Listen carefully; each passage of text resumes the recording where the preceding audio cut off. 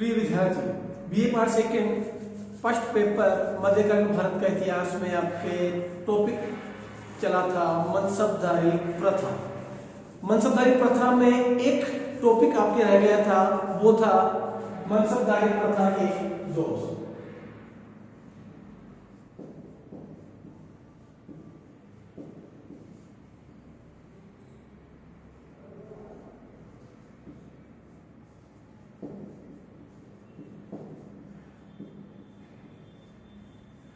मनसबदारी प्रथा किस प्रकार अबू सईद, फिर मंगोल, फिर मुगलों के पास और अकबर के शासनकाल के दौरान यह लागू की गई। मनसबदारी प्रथा मुगल साम्राज्य का एक अभिन्न अंग था, जिस पर मुगल साम्राज्य की रक्षा, प्रशासनिक व्यवस्था आदि की जिम्मेदारी थी। अब सारी खूबियां थी। मनसबदार सम्राट के प्रति स्वामी भक्ति की भावना रखते थे और उनकी नियुक्ति भी सम्राट के द्वारा की जाती थी। यहाँ तक कि राज्य की रक्षा का दायित्व भी मनसबदारों के ऊपर ही था। लेकिन फिर भी बताया जाता है कि इस प्रणाली में कुछ दोष थे। पहला, अब मनसबदार क्या करते थे? सवार जो होता था अपने सैनिकों की संख्या को पूरी करता था। अब संख्या को पूरी करने के लिए क्या है, आर्थिक लाभ सभी चाहते हैं, तो सैनिकों की संख्या पूरी करने के लिए, उन्हें दिखावा करने के लिए, इतने सैनिक, इतना सवार का पद है मेरा, तो ये सैनिक मेरे अधीन है, तो क्या करते थे वो सामान्य लोग, जो कि साधारण लोग थे, उनको शामिल कर लेते। तो पहले आप क्या आता है, सैनिकों की संख्या को पूरा करने के लिए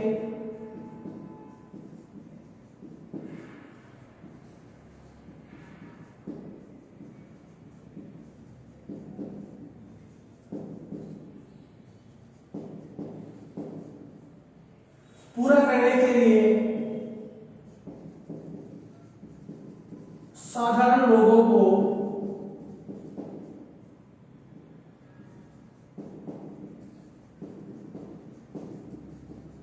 शामिल कर लिया जाता था मनसबदार में, जिनकी कोई सैनिक योग्यता नहीं होती। ऐसा कहा जाता है कि मुगल शासक जब मनसबदारों के अधीन जो सैनिक थे उनका निरीक्षण करते थे, जैसे 5000 का सवार है तो 5000 सैनिक मान लो उदाहरण के तौर पर उसके अधीन होने चाहिए, तो क्या करता था, मनसबदार का निरीक्षण करते थे सम्राट समय समय पर। तो उस समय मनसबदार क्या करते थे, सामान्य लोग जो होते थे, आमजन, उनको भी सैनिक वर्दी बनाकर शामिल कर देते थे। भाई मेरा सवार ये है, मेरे सैनिकों की संख्या ये है। जबकि उन साधारण लोगों को न तो कोई सैनिक कर्तव्य आता था, न सैनिक कार्य की जानकारी होती थी।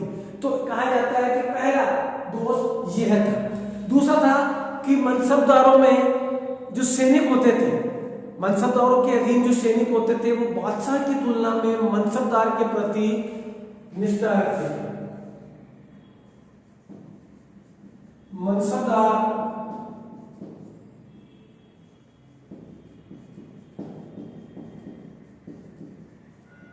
सैनिक द्वारा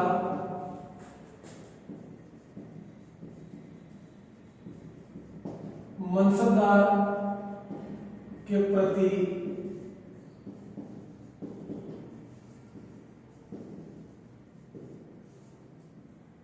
स्वामी भक्ति रखते। मनसबदार सम्राट के प्रति थे। अब मनसबदार सम्राट के प्रति थे क्यों? क्योंकि मनसबदारों को वेतन मिलता था, जागीर मिलती थी, सम्राट देते थे। अब मनसबदार के अधीन जो सैनिक थे वो क्या थे, वो जो सैनिक होते थे वो मनसबदार के प्रति स्वामी भक्ति की भावना रखते थे, न कि सम्राट के प्रति, क्योंकि सम्राट उन्हें वेतन नहीं दे रहा है। वेतन कौन दे रहा है? मनसबदार। तो कहा जाता है कि इस मनसबदार के प्रति जो सैनिकों की स्वामी भक्ति की भावना थी, इस भावना की वजह से सम्राट के विरुद्ध अगर किसी मनसबदार ने विद्रोह कर दिया तो क्या होता, ये सैनिक मनसबदार का साथ देते, सम्राट का नहीं। दूसरा दोष ये था। तीसरा दोष बताया जाता है कि मनसबदार अपने सैनिकों की भर्ती करने के लिए स्वतंत्र होता था, अतः क्या होता था, अयोग्य व्यक्तियों को भी शामिल कर लेता था। मनसबदार द्वारा सैनिक भर्ती का अधिकार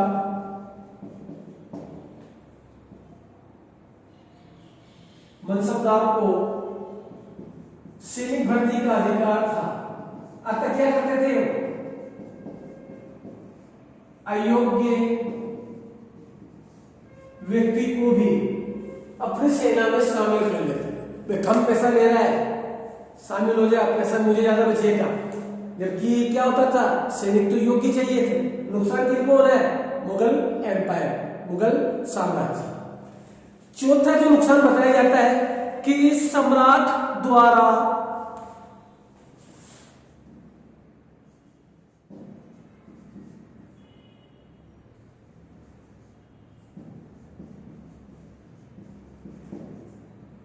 मनसबदार को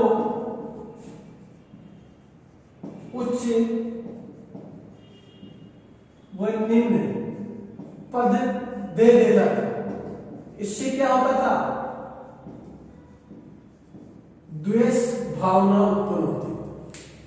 सम्राट को यह अधिकार था कि किसी भी मनसबदार को वह उच्च पद दे सकता था, और अगर नाराज हो गया या काम निकल गया, अब उसके उच्च पद का वो औचित्य नहीं है, तो क्या करता था वो सम्राट? उसे निम्न पद भी दे देता था। उदाहरण के तौर पे जैसे मान सिंह का जो पुत्र था, उसको जब शिवाजी आगरा के किले से बचने में कामयाब हो गए थे, तो क्या किया इसने, औरंगजेब ने उसके जो मनसब था वो कम कर दिया, उसके अधिकार और शक्तियां भी कम कर दी थी, क्रोध होकर। तो इसी प्रकार से सम्राट मनसबदार को प्रमोशन व डिमोशन दे देता था, तो इससे क्या होता था?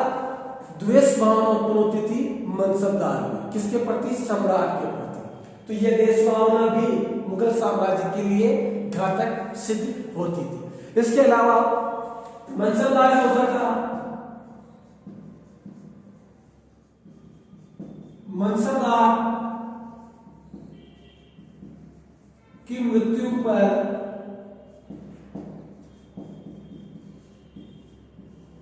संपत्ति जब्त की जाती थी।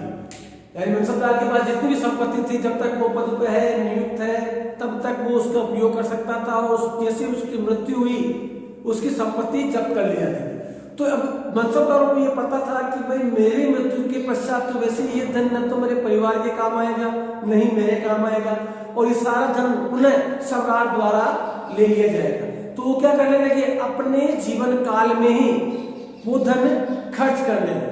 इससे क्या हो गए? विलासी हो गए, जो मुगल साम्राज्य के लिए घातक सिद्ध हुआ।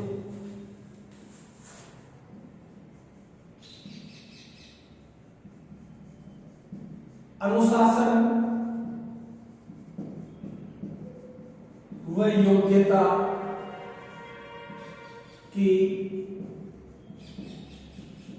असमानता, यानी जो विभिन्न मनसबदार थे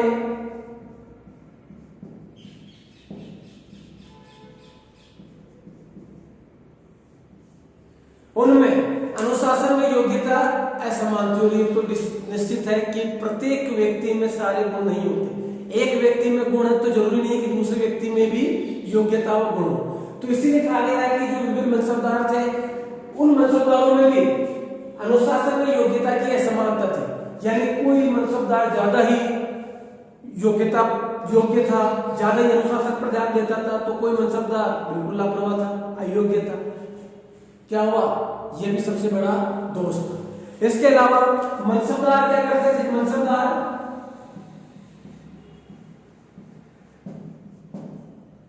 मनसबदारों द्वारा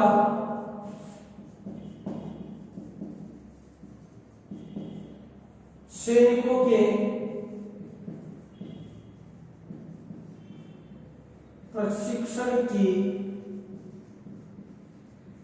व्यवस्था नहीं करना।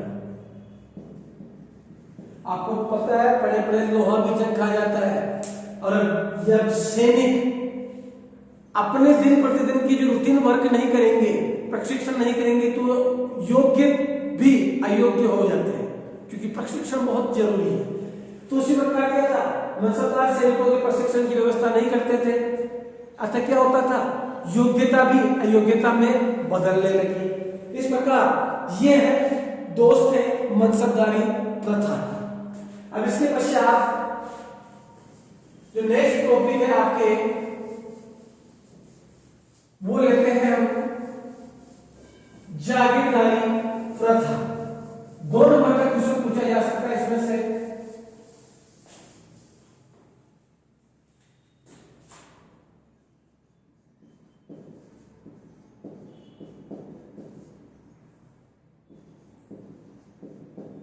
जागीरदारी प्रथा, अब देखिए एक तो होता है, पहले ये चीज क्लियर कीजिए,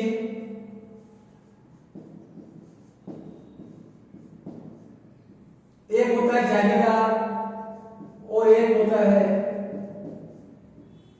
जमींदार।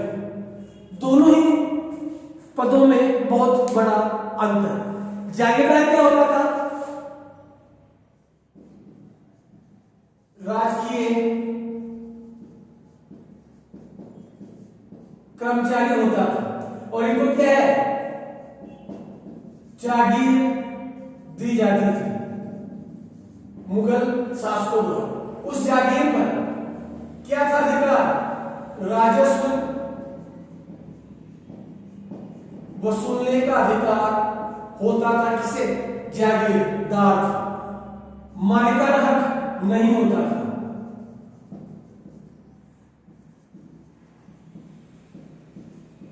यानी मालिकाना होता। जागीरदार क्या थे? राजकीय कर्मचारी होते थे, मुगल शासकों द्वारा नियुक्त होते थे, इनको जागीर जो दी जाती थी उस जागीर राजस्व वसूलने का कार्य करते थे जागीर से, और जागीर के मालिक नहीं थे।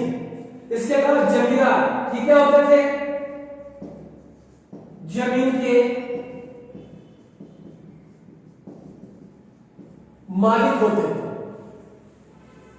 जमीन या भूमि क्या करते थे? कृषि कार्य प्रमुख था और मालिकाना हक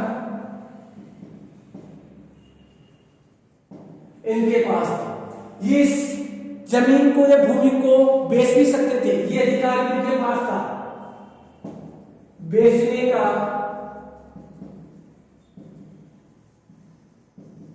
अधिकार। तो इस प्रकार जागीरदार और जमींदार का यह अंतर है। तो ये चीज आपके क्लियर होना जरूरी है। तो अब देखिए हम जागीरदार के बारे में, जागीरदारी प्रथा के बारे में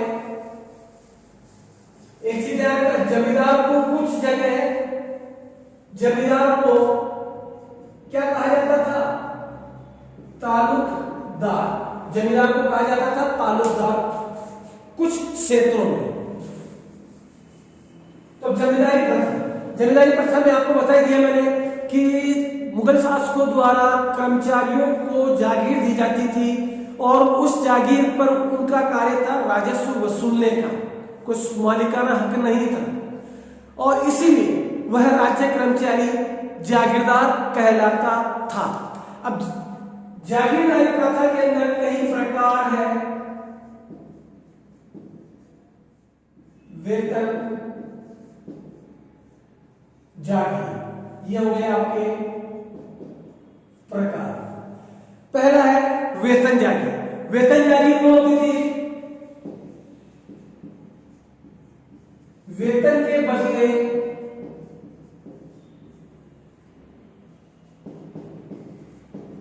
जागीर दी जाती थी। तो उसे क्या कहा जाता था? ये प्रकार किसके? जागीरदारी प्रथा। वेतन जागीर क्या होती थी? वेतन जागीर, वेतन के बदले किसी कर्मचारी को अगर जागीर दी जाती है तो वह कहलाता था वेतन जागीर। इसके अलावा इनाम, पुरस्कार स्वरूप दी गई जागीर जिसके लिए कोई अनुबंध नहीं था।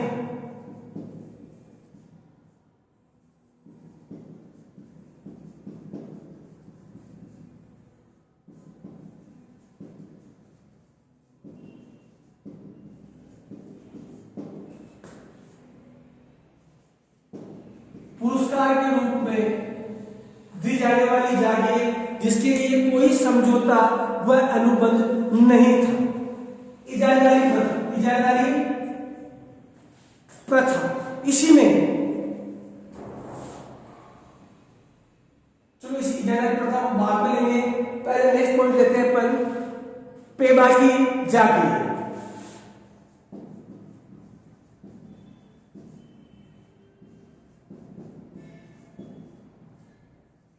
पेबागी जागीर उस जागीर को कहा जाता है कि जागीरदार से जब भूमि या जागीर छीन ली जाती थी और जमींदारों को बांटने के लिए रखी जाती थी, उसे कहा जाता था पेबागी जागीर। पेबागी जागीर जागीरदार से छीनी भूमि।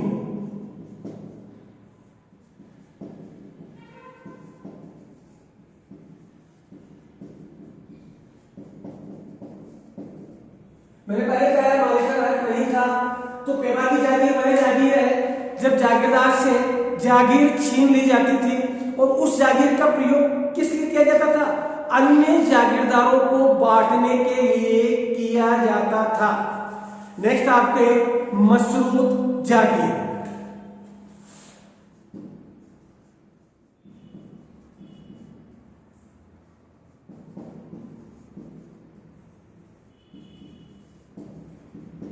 विशेष कार्य के लिए दी जाने वाली, यानी जो पेबागी भूमि होती थी, उस पेबागी भूमि में से क्या होता था? जागीरदारों के देने के लिए ही रखी जाती थी। तो उस पेबागी जागीर में से कुछ कर्मचारियों को विशेष कार्य के लिए जो जागीर दी जाती थी उसे कहा जाता था मशरूत जागीर। क्या था? विशेष कार्य के लिए दी जाने वाली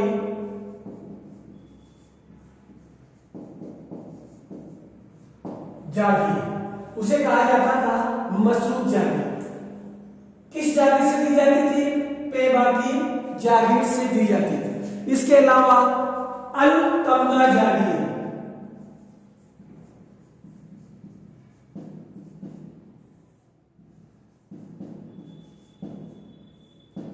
यह प्रारंभ की गई थी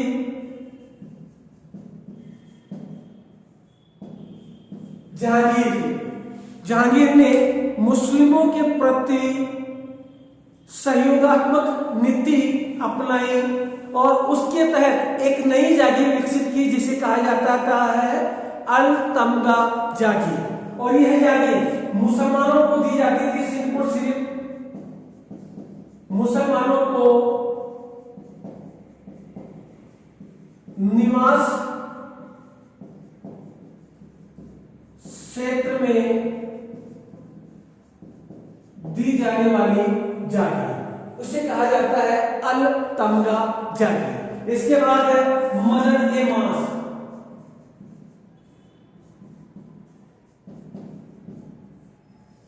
मदद-ए-मास जो जागीर होती थी, मदद सहयोग करने की, कहा जाता है कि धार्मिक कार्यों,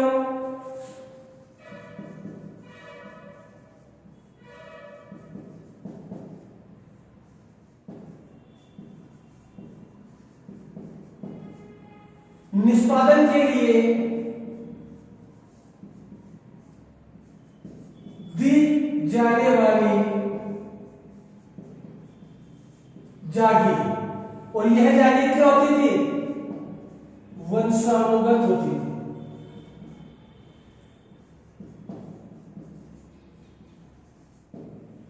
यानी कोई मुस्लिम धर्म का प्रमुख है या हिंदू धर्म का प्रमुख है तो क्या होता था? धार्मिक कार्य करता था, तो उन धार्मिक कार्यों के निष्पादन के लिए, संपादन के लिए सम्राटों द्वारा उन्हें जागीर दी जाती थी जिसे कहा जाता है मदद-ए-मास। और मदद-ए-मास जागीर क्या होती थी? वंशानुगत जागीर होती थी। और इसके अलावा कहा जाता है कि इसी जागीरदारी प्रथा के दौरान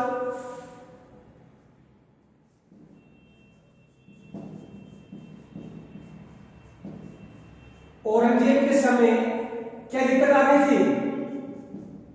जागीरदारी संकट।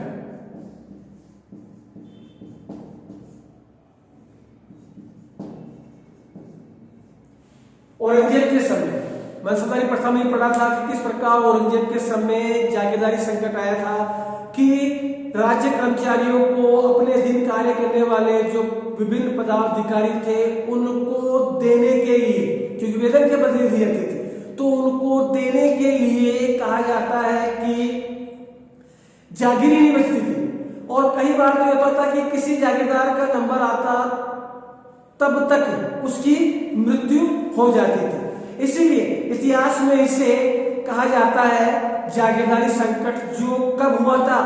औरंगजेब के शासन काल के दौरान। इसके अलावा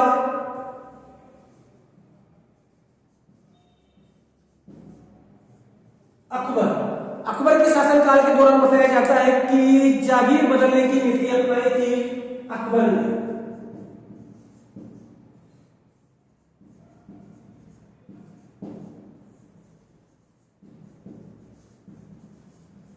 जागीर बदलने की नीति अपनाने वाला कौन था? अकबर। क्योंकि कई ऐसे जागीरदार थे जो भूमि का स्वामी मान बैठे, तो क्या होता था, उनकी बदली की जाती थी अकबर के शासनकाल के दौरान। तो अकबर के समय जागीर बदलने की नीति अपनाई गई थी, ये भी बहुत ही प्रमुख। अब एक लास्ट पॉइंट आपके बचा है इजारेदारी प्रथा। इजारेदारी प्रथा से तात्पर्य है कि जागीरदार का कार्य होता था राजस्व वसूल करना, और जब जागीरदार राजस्व वसूल कर पाने में असमर्थ होता था तो यह कार्य किसी और को देता था। इसे ही कहा जाता है इजारेदारी प्रथा।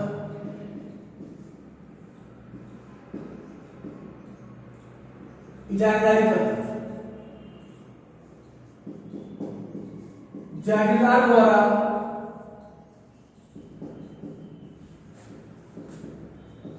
राजस्व वसूलने का कार्य। राजस्व कहां से वसूला जाता था? जागीर से। राजस्व वसूलने का कार्य किसी अन्य को देना, इसे कहा जाता है ठेका प्रणाली।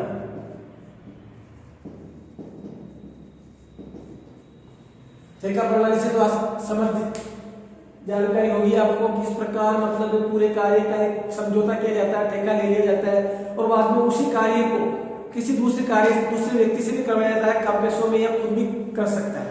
तो यह नहीं पता है ठेका पद्धति है, ठेका प्रणाली है, क्या है? इसके तहत जागीरदार द्वारा राजस्व वसूलने का कार्य किसी अन्य को दे देना। जब वो असमर्थ हो जाता था तो उसे कहा जाता है इजारेदारी प्रथा। तो आज की इस लेसन में अपन ने मनसबदारी प्रथा के दोष, वेतन जागीर, इनाम जागीर, इसके अलावा इजारेदारी प्रथा, पेबाकी जागीर, मशरूत जागीर, अलतमगा जागीर, मदद मास और जागीरदारी संकट, इसके अलावा जागीरदारों की बदली आदि के बारे में विस्तार से अध्ययन किया। नेक्स्ट क्लास जो होगी आपके, उसमें फिर मिलेंगे एक नए लेसन के साथ। Thank you.